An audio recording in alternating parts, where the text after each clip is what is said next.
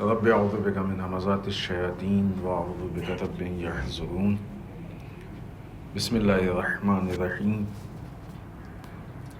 الحمد للہ وسلام علی عباده الذین اصطفى ولعنۃ الدائمۃ الباقیۃ علی اعدائهم اجمعین الی قیام یوم الدین اما بعد اوصیکم ونفسی بتقوی اللہ وقال علی بن ابی طالب علیہ الصلوۃ والسلام ان قوما عبدوا اللہ رغبۃ فتلک عبادۃ التجار وان قوما عبدوا اللہ رغبۃ فتلک عبادۃ العبید وان قوما عبدوا اللہ شکرا فتلک عبادۃ الاحرار۔ اس پہلے خطبے میں سب سے پہلے اپنے نفس اور آپ سب کو اللہ کے تقوی کی طرف دعوت دیتے ہوئے تقوی الہی جہاں انسان کے لیے ہر اعتبار سے مددگار ہے، معاون ہے، معین ہے، بالخصوص مشکل کے وقت میں انسان کے لیے کام آتا ہے۔ یہ انسان کی زندگی میں بہت اہم مسئلہ ہوتا ہے اور کئی مرتبہ اچھا خاصا پیسہ انسان صرف اس لیے خرچ کرتا ہے کہ جب مشکل میں پھنسے تو کام آئے۔ ہوتا ہے نا، انسان پیسہ رکھتا ہے بہت ساری چیزوں میں، نہیں وہ نام لینا چاہتے، انویسٹ کرتا ہے، لگاتا ہے، جمع کرتا ہے تاکہ جب کوئی مصیبت آئے، مشکل آئے تو انسان کے لیے کام آئے۔ یہ جتنی چیزیں ہم دنیاوی اعتبار سے اہتمام کرتے ہیں یہ دنیاوی اعتبار سے ہی کام آتی ہے، ایکسٹرنل۔ مشکل کے وقت میں انٹرنل بھی ہم کو کچھ ضرورت ہوتی ہے کہ کوئی چیز ہو کہ جو کام آئے، اندر سے ہم کو سنبھالے۔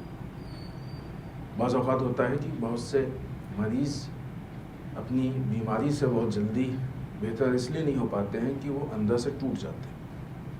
اس پہ دنیا میں ریسرچ ہوئی، سائیکولوجیکل اعتبار سے، مختلف اعتبار سے دنیا میں ریسرچ ہوئی کہ انسان کے سوچ کا اور ذہن کا کتنا اثر پڑتا ہے۔ لہٰذا بہت سی چیزیں ہیں کہ جو انٹرنل انسان کو چاہیے ہوتی ہیں، اس کے لیے مددگار ہوتی ہیں اور ضروری ہیں۔ یہ کہ مثلا آپشن ہے، ضروری ہے۔ انسان جب مادیات میں گھرا ہوتا ہے اور اس کے بعد مشکل وقت آتا ہے تو وہ کوئی سپورٹ ڈھونڈتا ہے۔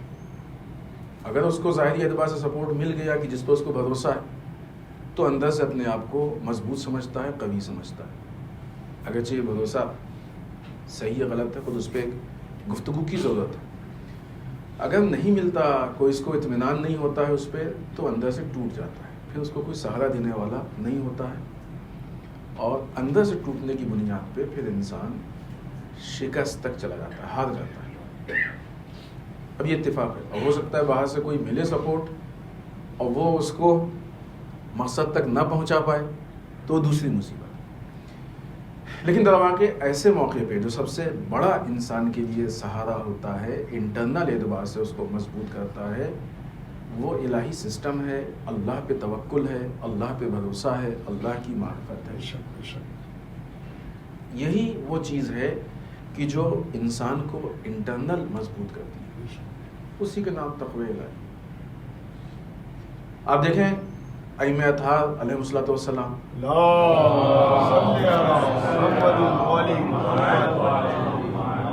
اس کے بعد جو اہل بیت کے گھرانے میں افراد ہیں، پھر اصحاب، علماء، وہ لوگ کہ جو اللہ سے نزدیک ہیں اور اللہ کے راستے پہ چل رہے ہیں، یہ لوگ مشکلات میں جلدی سے پریشان نہیں ہوتے ہیں۔ بہت سارے اللہ پہ توکل رکھتے ہیں، بھروسہ رکھتے ہیں۔ یہی جو توکل ہے اللہ پہ، یہی انسان کی انٹرنل طاقت ہے، یہی انسان کی۔ ہمارا کام ہے کوشش کرنا، نتیجہ اللہ کے ہاتھ میں، جو بھی نتیجہ ہوگا بہتر ہوگا۔ اتنا بھروسہ اگر انسان کو واقعی معنوں میں ہو جائے تو کبھی بھی اندر سے ٹوٹ نہیں سکتا ہے، اور سب سے بڑی مضبوطی یہی ہے۔ اور یہی وہ مضبوطی ہے کہ جس نے اللہ والوں کو بڑے بڑے مسائل میں، بڑی بڑی مشکلات میں کھڑا رکھا ہے، مضبوط رکھا ہے۔ ورنہ آپ بتائیں کہ مثلا خود میدان کربلا میں اتنی شہادتیں ہو رہی ہیں، اتنے مسائل ہیں، مشکلات ہیں، کس چیز نے کربلا میں بچے بچے کو اپنے مقصد پہ باقی رکھا کھڑا رکھا ہے، عورتوں کو اپنے مقصد پہ باقی رکھا کھڑا رکھا ہے، وہ کون سی چیز ہے؟ یہ حال علماء کا رہا ہے۔ یہ ماشاء اللہ داستان ہے، ابھی وہ واقعات اگر ہم سنائیں گے تو پورے خطبے کا ٹائم بھی شاید 8-10 پروگرام ہو جائے یا خطبے ہو جائے تب بھی شاید بہت ماشاء اللہ واقعات ہیں، علماء کے واقعات۔ ابھی موجودہ زمانے میں آپ دیکھیں کہ جو حالات چل رہے ہیں، وہ لوگ کی جو دشمنوں کے مقابلے میں استقامت کے ساتھ کھڑے ہوئے ہیں، کس چیز پہ ان کو بھروسہ ہے سوائے اللہ؟ تو یہ ایک اللہ کا بھروسہ ہے کہ یعنی اللہ کے سسٹم، اللہ نے ایک نظام بتا دیا، اس نظام پہ عمل کرو، اس نظام پہ عمل کرو گے تو اللہ تمہارے ساتھ، نظام چھوڑ دو گے یعنی اس کا مطلب تم نے اللہ کو چھوڑ دیا۔ اور جب انسان کو یہ احساس ہے کہ اللہ ہمارے ساتھ ہے تو کیسے وہ اندر سے ٹوٹ سکتا ہے؟ لہذا سب سے بڑی انسان کی سیفٹی، سب سے بڑا انسان کا سپورٹ یہ ہے کہ انسان کو اللہ کے اوپر توکل ہو، بھروسہ ہو، اللہ کے نظام پہ توکل ہو۔ یہ درواقع تقوی پروردگار کا ایک بہت بڑا اور بہت اہم فائدہ ہے، تقوی الہی کا بہت اہم فائدہ ہے۔ جب انسان اللہ کے سسٹم پہ عمل کرتا ہے تو اس کو کوئی فکر نہیں ہوتی، ابھی جو بھی نتیجہ ہوگا وہ بہتر ہوگا۔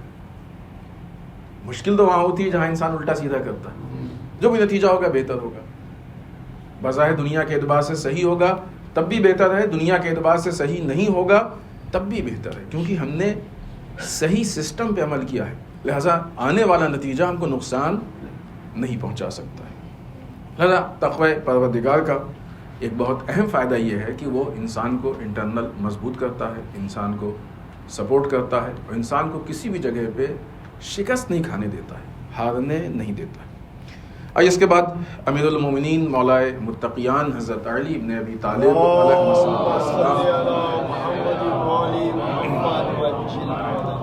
کا جملہ کہ جس پہ مسلسل ہماری گفتگو چل رہی تھی، آج اختتامی گفتگو ہے، اس پہ کافی حد تک ہو گئی، بہت کئی ہفتے ہم لوگوں نے گفتگو کی، اور اتنے ہفتوں تک گفتگو کرنے کا ہمارے خیال سے ایک فائدہ تو حد اقل یہ ہوا ہوگا کہ یہ جملہ ہم سب کو یاد ہو گیا ہوگا، اور اگر نہیں ہو پایا ہے تو پھر اب یہاں سے تو موقع نہیں ہے کہ زیادہ گفتگو کی جائے، لیکن ضرورت ہے کہ گفتگو، لہذا اس کو بعد میں الگ سے دیکھیں، غور فکر کریں، سمجھیں اور پڑھیں۔ امام فرماتے ہیں: نہ قومن عبد اللہ رغبتاً فتلک عبادت التجار، ایک قوم، کچھ لوگ وہ ہیں کہ جو اللہ کی عبادت لالچ میں کرتے ہیں، رغبت میں، یہ تاجروں کی عبادت ہے۔ وَإِنَّ قَوْمًا عَبَدُوا اللَّهَ رَحْبَةً فَتِلْكَ عِبَادَةُ الْعَبِيدِ، اور کچھ لوگ وہ ہیں کہ جو ڈر کے اللہ کی عبادت کرتے ہیں، یہ غلاموں کی عبادت ہے۔ وَإِنَّ قَوْمًا عَبَدُوا اللَّهَ الشُّكْرَ، اور کچھ لوگ وہ ہیں کہ جو صرف اس کے شکر کے لیے معرفت کی بنیاد پہ اللہ کی عبادت کرتے ہیں۔ فَتِلْكَ عِبَادَةُ الْأَحْرَارِ، در واقع یہ جو عبادت ہے یہ آزاد لوگوں کی عبادت ہے۔ پچھلے ہفتے ہم نے آپ کی خدمت میں معرفت کے عنوان سے، چونکہ ہم لوگوں کی گفتگو تیسرے پوائنٹ پہ چل رہی تھی، اور اس میں معرفت اور علم، انسان کے پاس معرفت ہونی چاہیے تبھی وہ معرفت کی، بغیر معرفت کے کیسے معرفت کی عبادت کرے گا۔ اور اس اعتبار سے ہم نے صادق آل محمد امام جعفر صادق علیہ السلام کا ایک قول پیش کیا جس میں مولا نے معرفت کی فضیلت کو بیان کیا تھا۔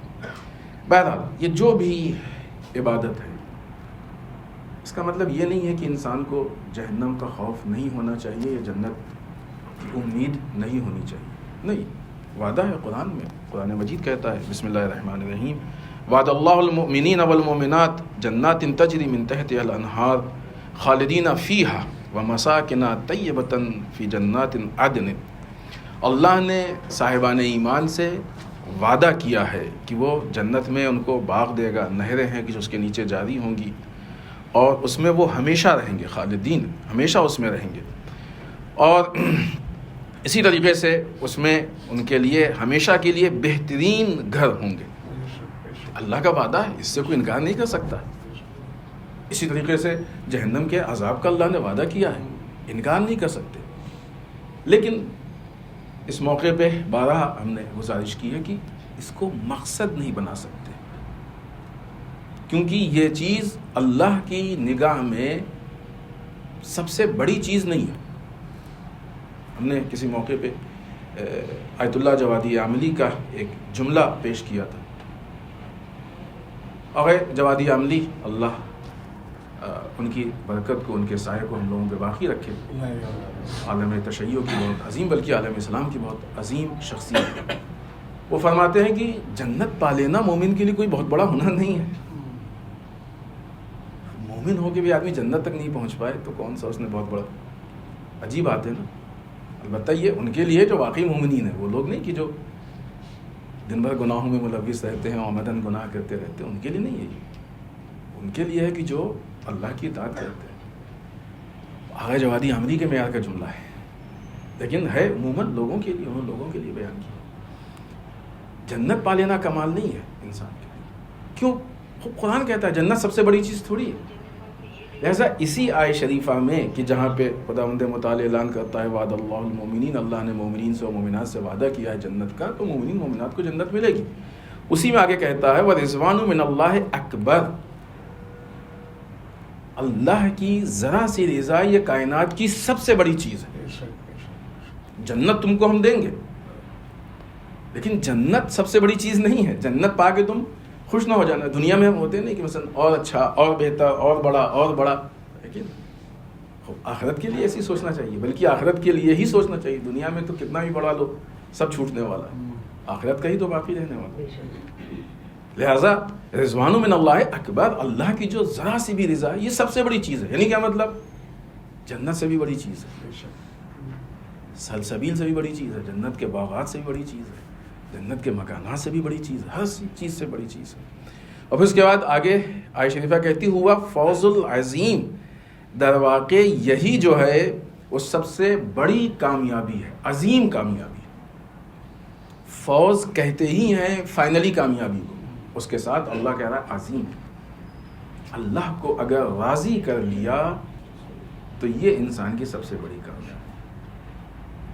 اس کا اثر ہماری عبادتوں میں پڑتا ہے. یہ جو مولا نے 3 حصے بتائے ہیں لوگوں کے، وہ اس کا اثر ہماری عبادتوں، فکر چینج ہو جاتی ہے. یہ جو مولا نے 3 حصے بتائے ہیں، تینوں الگ الگ فکر ہے. وہ لوگ جو جنت کے لالچ میں عبادت کرتے ہیں، ان کی لالچی فکر ہے. آپ دیکھیں ان کی نارمل لائف میں بھی جہاں پہ ان کو کچھ ملنے والا ہوگا وہاں پہ زیادہ کام کریں گے. یعنی وہ اخلاص اور جو کمال اخلاص ہے وہ نہیں پایا جاتا ہے. کچھ ملنا چاہیے، کوئی فائدہ ہو وہ کام کرنے کا ہوتا ہے. 2 رکعت نماز آپ پڑھ بتائیے، نماز پڑھو تمہارا مسئلہ رزق میں برکت ہوگا، فوراً پڑھ دیں گے. آج بہت سے ایسے لوگ ہیں نا سوشل میڈیا پہ اس طرح کے جب میسج آ جاتے ہیں کہ یہ کرو تو یہ ہوگا، یہ کرو، تو لوگ جھوٹ بھی کوئی کہہ دے.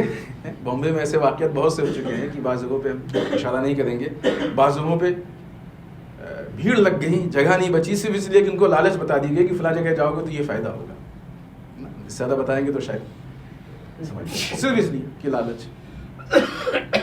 یہ لالچی مزاج ہے. اور اسی طریقے سے وہ لوگ کہ جو مثلاً جہنم کے خوف سے، یہ ڈرپوک و غلامی مزاج کا مزاج ہے. ان کو ڈرا کے کچھ بھی کرا لو. اسی لیے امام نے جو تیسرا طبقہ ہے اس کو کہا یہ آزاد ہے. یہ دونوں آزاد نہیں، دونوں غلام. وہ لالچ کے غلام ہے، یہ خوف کے غلام. یہ دونوں غلام. آزاد کون ہے؟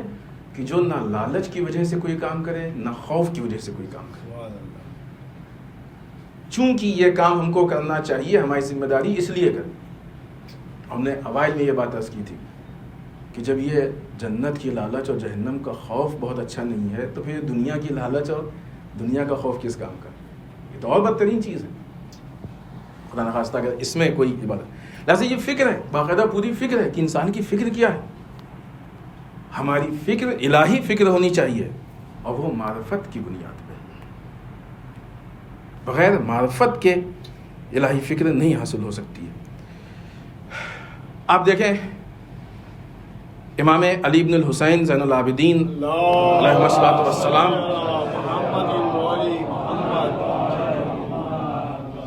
کی جو 15 مناجات ہیں، ان میں سے 8ویں مناجات ہم لوگ پڑھتے ہیں. بہتر یہ کہ ائمہ کی مناجات پڑھیں.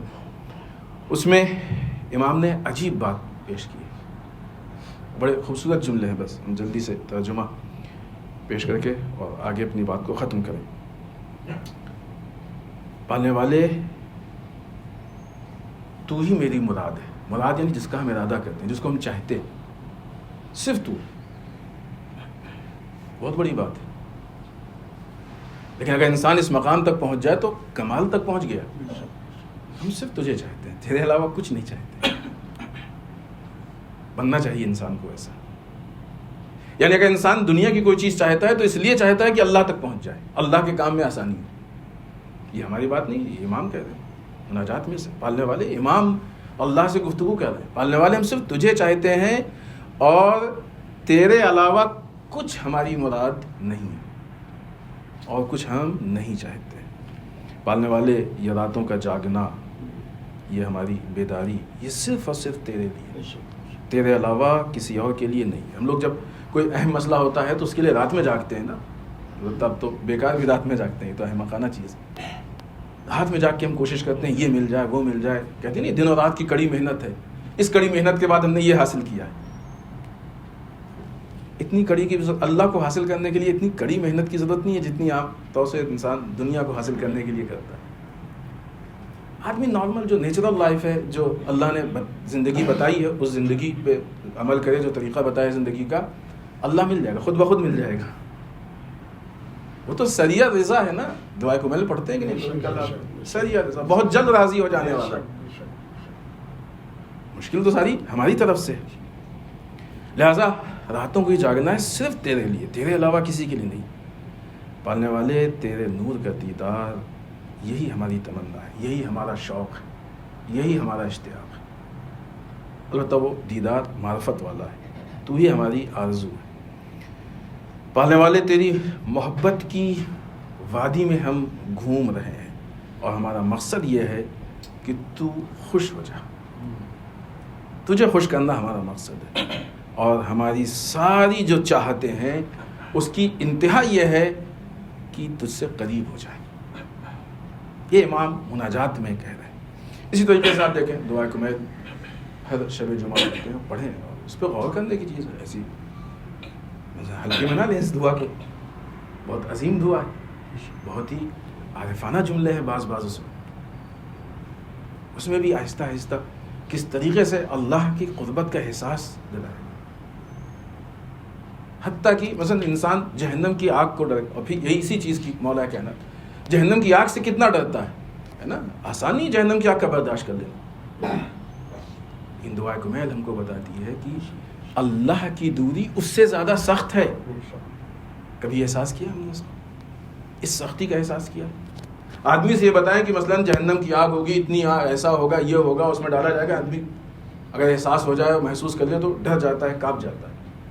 اللہ کی دوری کی وجہ سے کبھی ہم ڈریں؟ پالنے والے جہنم سے تو پہ ہم کسی طریقے سے برداشت کر لیں گے, لیکن تیری دوری کو کیسے برداشت کر سکتے ہیں؟ وہ پھر بھی برداشت کرنے والی چیز ہے, لیکن اگر تجھ سے دور ہو جائے تو کیسے برداشت کر سکتے ہیں؟ اگر بندے کے پاس اللہ کی معرفت نہیں ہے تو اللہ سے دور. عبادتوں میں کہتا ہے قربتاً اللہ, لیکن وہ صرف لغو زبانی ہے, صرف زبان سے.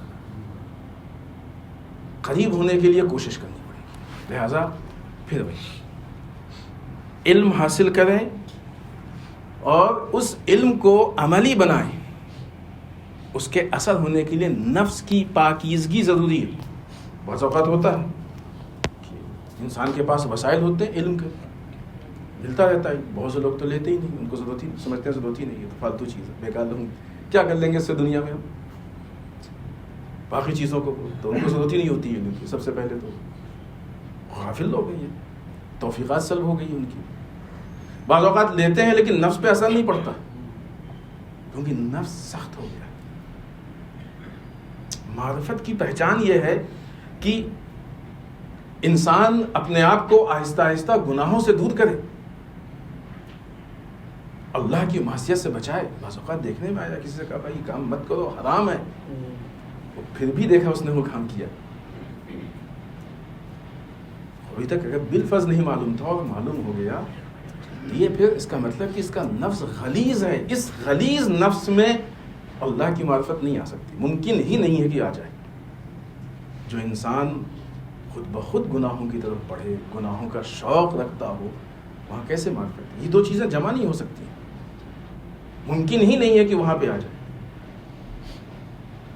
اللہ کی معرفت۔ اور جب ایسی صورت میں کہ ہم اللہ کی معرفت سے دور ہیں، یعنی اللہ کی ذات سے دور ہے، ہمارا کیلکولیشن کتنا بھی ہو جنت و جہنم کا، لیکن رضائے پروردگار کو ہم حاصل نہیں کر سکتے، وہ کہ جس کے لیے مولا کائنات نے کہا ہے کہ بہت جلد ملنے والی چیز ہے، اور قرآن نے کہا کہ سب سے بڑی چیز ہے۔ لہذا علم و معرفت میں اضافہ کریں تاکہ حقیقی عبادت پہنچے، اور وہیں سے عبادتوں کی لذت، اسی جگہ سے عبادتوں کی لذت ہے۔ اگر عبادتوں میں مزہ نہیں آتا تو اس کا مطلب معرفت میں کریں۔ عبادتوں کی لذت کا آغاز اسی جگہ سے۔ بسم اللہ الرحمن الرحیم، انا اعطیناک الکوثر فصل لربک وانحر ان شانئک هو الابتر۔ اللهم صل على محمد وعلى محمد، اللهم صل على محمد وعلى محمد، اللهم صل على محمد وعلى محمد۔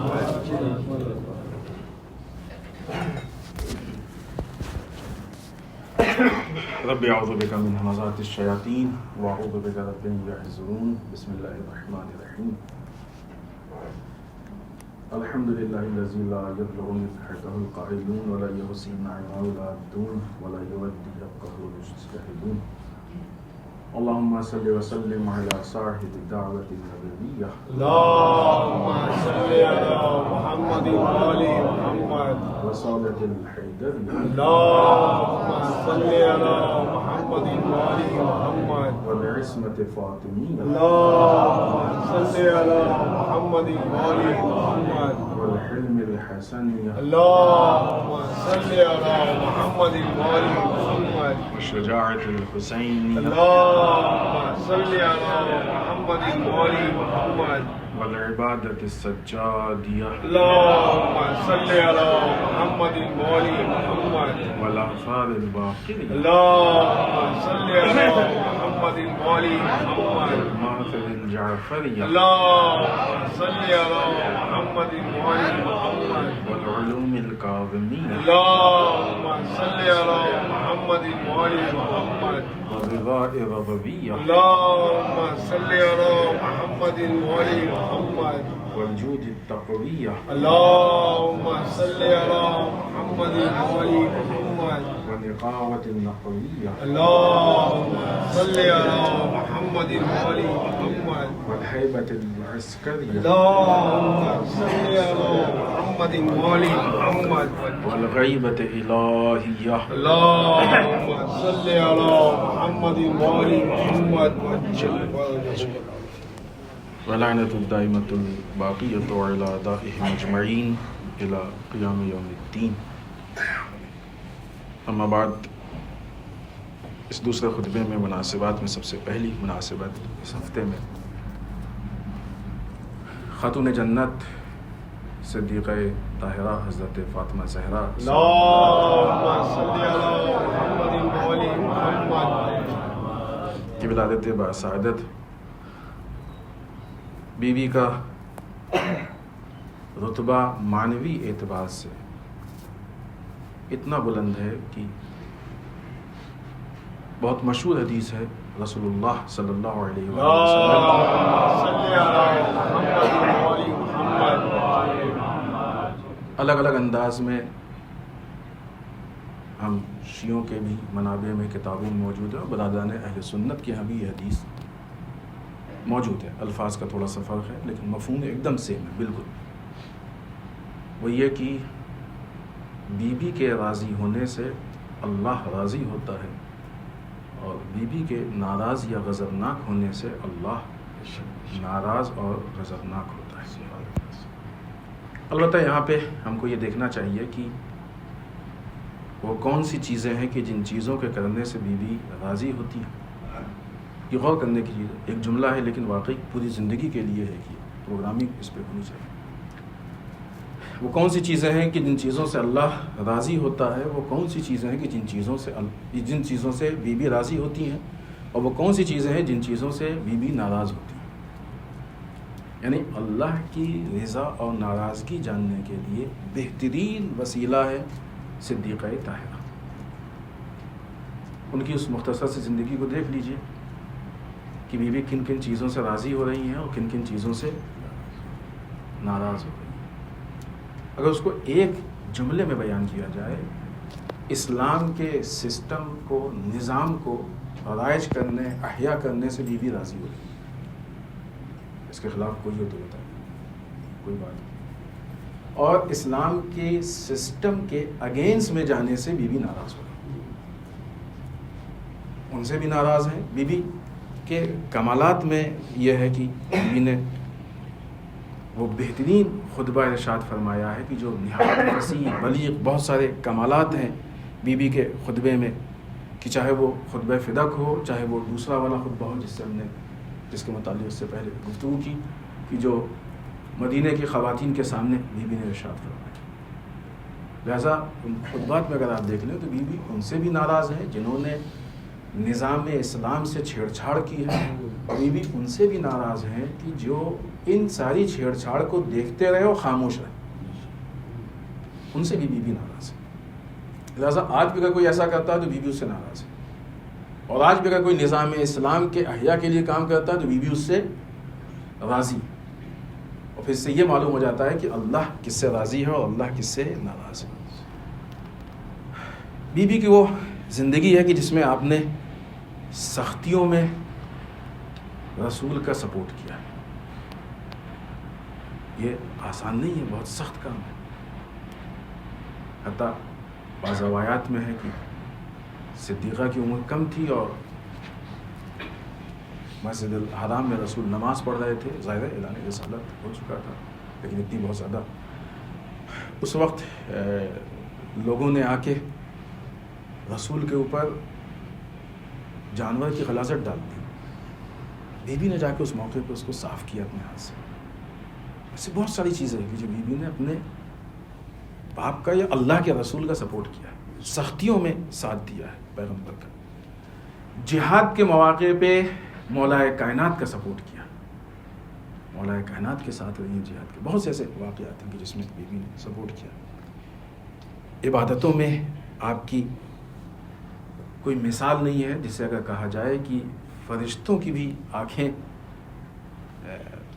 حیرت سے دیکھتی رہ گئی تو تعجب کی چیز نہیں. بے مثال عبادتیں ہیں. سیاست اس مقام پہ کہ وہ دونوں خطبے جو بیوی کے ہیں بہترین مثال ہے سیاست کی.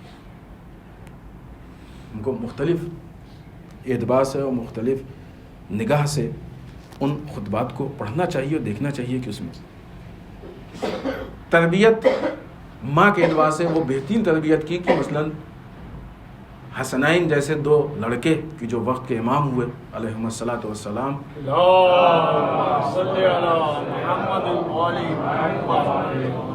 اور جناب زینب اور جناب ام کلثوم سلام اللہ علیہما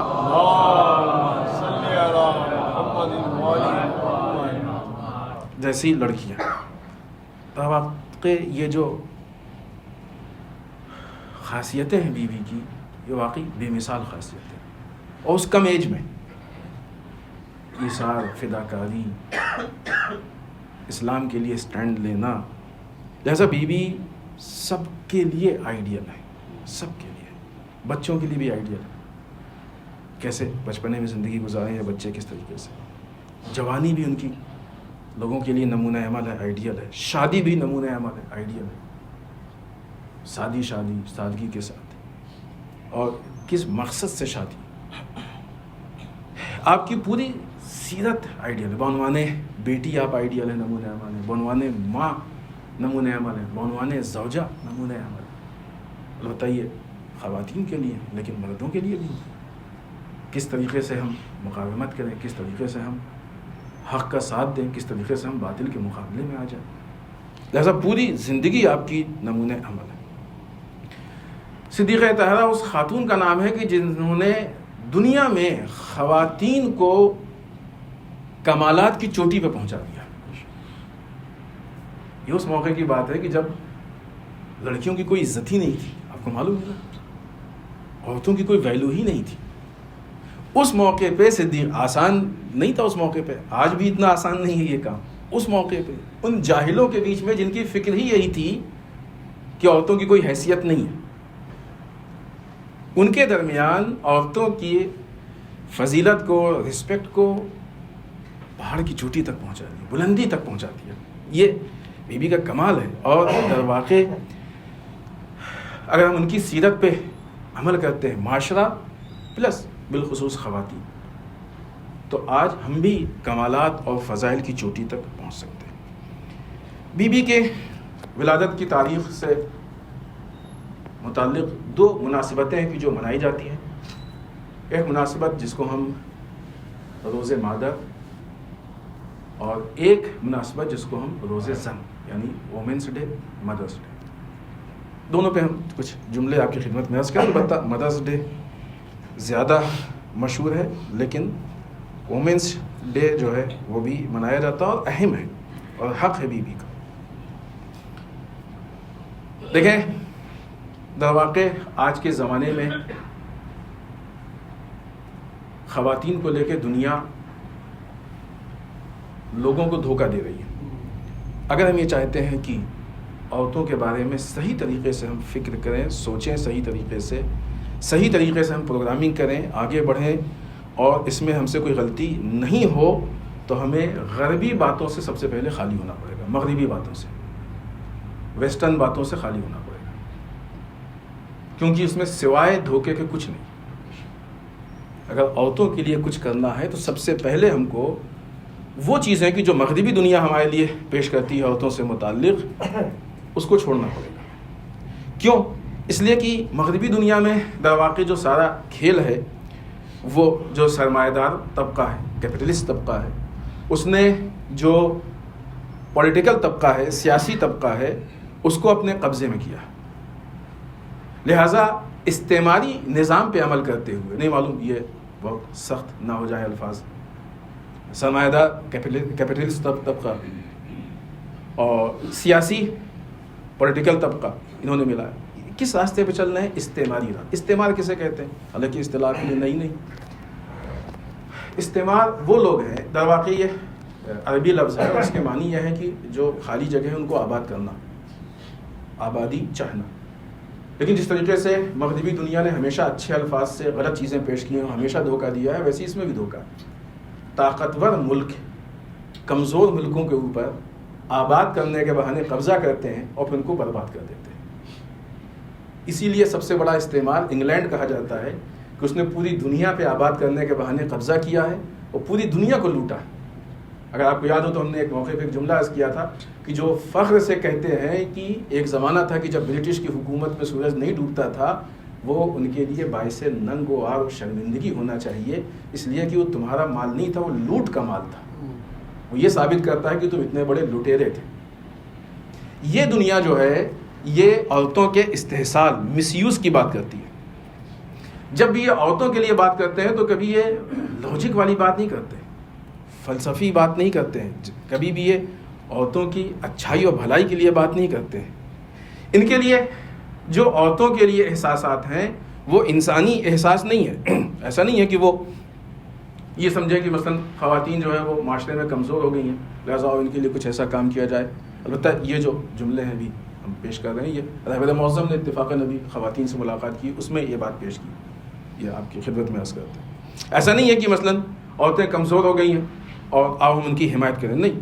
ان کا احساس یہ نہیں ہے کہ مثلا عورتوں کی ترقی کے لیے کچھ کیا جائے, کوئی مثلا ہمارا سوشل اعتبار سے ایک وظیفہ ہے, فریضہ ہے, اس کو ہم انجام دیں عورتوں کے لیے, نہیں. بلکہ یہ لوگ جو ہیں ان کا انگیزہ کیا ہے, ان کا مقصد کیا ہے, ان کا ارادہ کیا ہے؟ یہ چاہتے ہیں کہ عورتوں کے معاملات میں زیادہ دخل دیں, مداخلت. ہمیشہ اس طبقے کا یہی ہے. سرمایہ دار طبقہ جو کیپٹلسٹ ہے, یہ سیاسی طبقے. ایک زمانہ تھا کہ جب حکومتیں حاوی ہوتی تھیں اور کیپٹلسٹ اس کے نیچے ہوتے تھے. آج کے زمانے میں آپ کو معلوم ہے کہ اصل حکومت کس کی ہے؟ سرمایہ داروں کی. یہ جو حکمران آتے ہیں وہ ان کے حساب سے کٹ پتلی کے طریقے سے چینج بھی ہوتے ہیں اور چلتے بھی ہیں. آہستہ آہستہ دنیا میں یہ سسٹم چل رہا ہے, یہ باقاعدہ اس پہ گفتگو ہے, غور و فکر کرنے کی ضرورت ہے. لہٰذا یہ لوگ جو ہیں وہ در واقع یہ دھوکہ دے رہے ہیں، اور یہ مغربی دنیا کی حقیقت ہے۔ لہٰذا دو چیزوں کے بیچ میں خواتین کی رسپیکٹ ہے آج کے زمانے میں، کہ جس کو یہ کہتے ہیں کہ عورتوں کی رسپیکٹ ہے، در واقع رسپیکٹ نہیں ہے، استحصال۔ کہتے ہیں نا کہ مثلا تم کو اپنے پیر پہ کھڑا ہونا چاہیے، مستقل ہونا چاہیے، کیوں گھر میں قید ہو اور باہر آؤ، فلاں فلاں فلاں۔ خود در واقعی ہے عورتوں کے استحصال کے لیے، استعمال کے لیے۔ ایک جملہ کسی شخصیت کا بہت خوبصورت ہے کہ اسلام میں عورت کو رسپیکٹ کی نگاہ سے دیکھا گیا ہے، اور مغربی دنیا میں عورت کو ایک بازار کی چیز کے اعتبار سے دیکھا گیا ہے۔ لہٰذا یہ جب رسپیکٹ کرتے ہیں تو ویسے ہی رسپیکٹ کرتے ہیں جیسے ایک دکاندار اپنے بیچنے والے سامان کی رسپیکٹ کرتا ہے، ایک قصائی اپنے جانور کی رسپیکٹ کرتا ہے، تاکہ ہمارے منافع میں کمی نہ ہو۔ یہ آج کے زمانے میں خواتین کے ساتھ جو کیا جائے، لہٰذا خواتین کو چاہیے، ہم سب کو چاہیے، مردوں کو بھی کہ جب بھی خواتین کے بارے میں سوچیں اس مغربی چیزوں سے ہٹ کے، جو مغربی طرف سے ہمارے اوپر نئے نئے کلچر آ رہے ہیں، نئی نئی چیزیں آ رہے ہیں، اگر ہم نے اس کو ایکسیپٹ کر لیا تو ہم پھنس گئے جانے میں۔ اور آپ کو یاد ہو تو اس سے پہلے کلچر کیا تھا، اس میں بھی عورتوں کی عزت نہیں تھی، عورت کی کوئی ویلو نہیں تھی، خادمہ کی حیثیت سے، کنیز کی حیثیت سے گھر میں زندگی گزارتی تھی، نوکرانی کی حیثیت سے زندگی گزارتی تھی، نہ اس کی اپنی کوئی رائے ہوتی تھی، نہ اپنی کوئی مرضی ہوتی تھی، نہ اپنا کوئی منشا ہوتا تھا۔ مرد ظلم کرتا تھا، بھوکا رکھتا تھا، مرد حتیٰ مار پیٹ کی، یعنی واقعی اس کو جاہلانہ فکر کہا جائے، بدترین۔ یہ ساری چیزیں زمانے جاہلیت کی، یہ جاہلی صفات ہیں۔ عورتوں کا استحصال چاہے ان مظالم کے ذریعے کہ جو کچھ سال پہلے دیکھے جاتے تھے کہ عورتوں کے اوپر ظلم ہو، تشدد ہو، مارا جائے، پیٹا جائے، ان کا غلط استعمال کیا جائے، ان کو اپنے برابر نہیں سمجھا جائے، مردوں کے برابر نہیں سمجھا جائے، فرق سمجھا جائے، چاہے یہ آج کا مغربی نظام کہ جس میں عورتوں سے فائدہ اٹھایا جائے، ان کو بیوقوف بنا کے فائدہ اٹھایا جائے، ان کو حجاب سے، یہ دونوں زمانے جاہلیت کی۔ اس کے مقابلے میں بعثت نے عورت کو عزت دی۔ عورت و مرد کی ذمہ داریاں الگ الگ ہیں، لیکن مقام ایک ہے، رسپیکٹ ایک ہے۔ ذمہ داری کے الگ ہونے سے نہ کوئی چھوٹا ہوتا ہے نہ کوئی بڑا ہوتا ہے، ہر ایک کی ذمہ داری الگ الگ ہوتی ہے، ہر آدمی اپنی ذمہ داری کو پورا کرتا ہے، لیکن دونوں کی رسپیکٹ ہے۔ لہذا یہ وومنس ڈے کے عنوان سے ہم لوگوں کو چاہیے کہ ہم خواتین کے معاملات اور مسائل پہ غور و فکر کریں اور اس کو بہتر سے بہتر بنانے کی کوشش کریں۔ اسی کے ساتھ مدرس ڈے، بہت مختصر وقت ہے، جلدی سے۔ عورت کی رسپیکٹ اور سب سے زیادہ ماں کی رسپیکٹ، اسلام میں سب سے زیادہ اگر کسی کی اور کسی رشتے کی رسپیکٹ ہے تو وہ ماں کی۔ قرآن کہتا ہے لا تقل لہما اف، ماں باپ سے کسی بھی معاملے میں اف بھی مت کہو، ولا تنہرہما، جھڑکو مت ان کو، منع کیا اللہ نے، صاف منع کیا۔ یہ بھی سب زمانے جاہلیت کی چیزیں ہیں کہ مثلا عورت ہے، لہٰذا البتہ یہاں پہ اگر ماں کی رسپیکٹ ہم کو کرانی ہے تو عورت کی رسپیکٹ ضروری ہے، ورنہ جس گھر میں باپ ماں کی رسپیکٹ نہیں کر رہا ہوگا تو بیٹا کیسے، نہیں باپ اپنی وائف کی رسپیکٹ نہیں کر رہا ہوگا تو بیٹا اپنی ماں کی کیسے کرے گا؟ ایسے تو ماحول مینٹین ہوتا ہے، ماحول آگے بڑھتا ہے۔ ولا تنہرہما، جھڑکو مت ان کو، قل لہما قولا کریما، نرمی کے ساتھ بات کرو، قرآن کہہ رہا ہے۔ یا مثلا کہ ہم نے انسان کو ماں باپ کے بارے میں نصیحت کی اور اس کی ماں نے دکھ پہ دکھ برداشت کر کے اسے پیٹ میں رکھا ہے۔ جب رسول سے کسی نے کہا کہ کیا ہم ماں کے حق کو ادا کر سکتے ہیں، رسول کا بالکل، یہ روایت مختلف انداز، مختلف الفاظ میں، ایک دن کے حق کو بھی نہیں ادا کر سکتے ہوتے۔ ماں کے قدموں کے نیچے جنت قرار دی گئی۔ یہ اسلام میں ماں کی عظمت ہے جو بنوان عورت ہے۔ دو مناسبتیں اور دو تین چیزیں ہیں، ایک لائن میں ہم جلدی سرچ کرتے ہیں کیونکہ وقت ختم ہو گیا ہے۔ جناب عبداللہ اور جناب آمنہ علیہ الصلوۃ والسلام کی شادی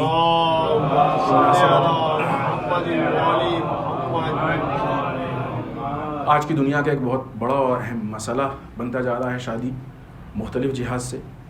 مغربی دنیا شادی کے خلاف مسلسل کوشش کر رہی ہے اور چاہتی ہے کہ معاشرے سے شادی ختم ہو جائے۔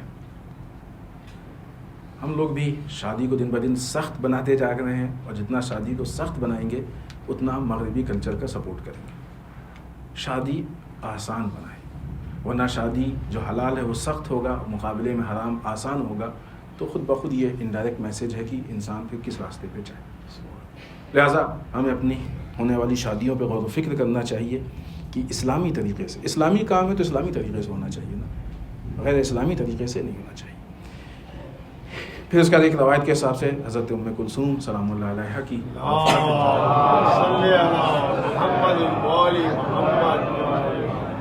ایک جملہ جلدی سے کر کے آگے بڑھیں کہ کربلا کے میدان میں مقاومت کے لیے بہترین نمونہ عمل۔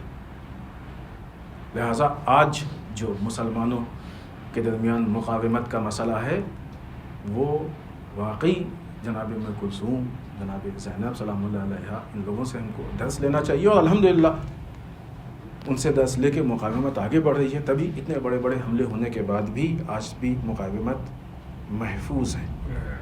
پارا چنار میں بدترین مظالم بڑھتے جا رہے ہیں۔ یہ 4 الگ الگ پوائنٹس ہیں، لیکن صرف پوائنٹ ہم پیش کر رہے ہیں۔ انسانی جو ضروریات ہیں ان کا بحران ہے، ضروریات پوری نہیں ہو رہی، اور حکومت اس پہ خاموش ہے یا بے بس ہے۔ دونوں حال میں حکومت مجرم ہے۔ اتنے وقت ہو گیا اور سب کچھ بات سب کے سامنے آ گئی، اور ابھی بھی اگر حکومت کچھ نہ کر پائے تو مجرم ہے، 100% مجرم ہے، ذرا بھی اس میں شک و شبہ کی گنجائش نہیں ہے۔ آج جو بنیادی چیزیں ہیں وہ نہیں ہے، کیوں؟ اس لیے کہ بنیادی مسائل حل کرنے کی کوشش نہیں کی جا رہی ہے، راستے بند ہو گئے۔ اگر آج ہم لوگ یہ کہیں کہ پارا چنار والے قید میں ہیں تو یہ غلط نہیں ہوگا، کیونکہ راستے بند ہو چکے ہیں، ضروریات کی چیزیں نہیں پہنچ پا رہی۔ اور در واقع یہ ساری چیزیں پولیٹیکل سازش کے نتیجے میں۔ کتنی عجیب بات ہے کہ لوگ سیاسی چیزوں کے لیے پوری آبادی کو اجاڑ دیتے ہیں۔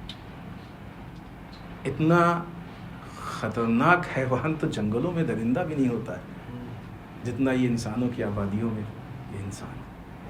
وہ بھی جب پھاڑتا ہے تو ایک آدمی کو پھاڑ، جب پیٹ بھر جاتا ہے تو بیٹھ جاتا ہے۔ انسان جب انسانوں کو تباہ کرتا ہے تو پوری بستیاں اجاڑنے کے بعد بھی اس کا پیٹ نہیں بھرتا ہے۔ پوری دنیا میں یہ درندگی دکھ رہی ہے۔ ضرورت ہے اس بات کی کہ لوگوں کے اندر وہ بصیرت اور شعور پیدا ہو کہ اس درندگی کو سمجھیں، جب تک نہیں سمجھیں گے اس کا شکار ہوتے جائیں گے۔ آخر میں بارگاہ پروردگار میں دعا کرتے ہیں پالنے والے ہم سب کو اعمال صالحہ کی توفیق پر الہ اعمال قبیحہ سے محفوظ رکھے، پالنے والے ہمارے گناہوں کو بخش دے، پر الہ ہمارے مرحومین کو بخش دے، پالنے والے اسلام و مسلمین کی حفاظت پر الہ دشمنان اسلام کو نیست و نابود، پالنے والے ہمارے علماء کا سایہ ہمارے سروں پہ باقی، پر الہ رہبر و مراجع کو طول عمر نصیب، پر الہ ہمارے امام کے ظہور میں تعجیل ہمیں ان کے اعوان و انصار میں شریک ہونے کی توفیق۔ ربنا تقبل منا انك انت السميع العليم۔ بسم الله الرحمن الرحيم۔ قل هو الله احد الله الصمد لم يلد ولم يولد ولم يكن له كفوا احد۔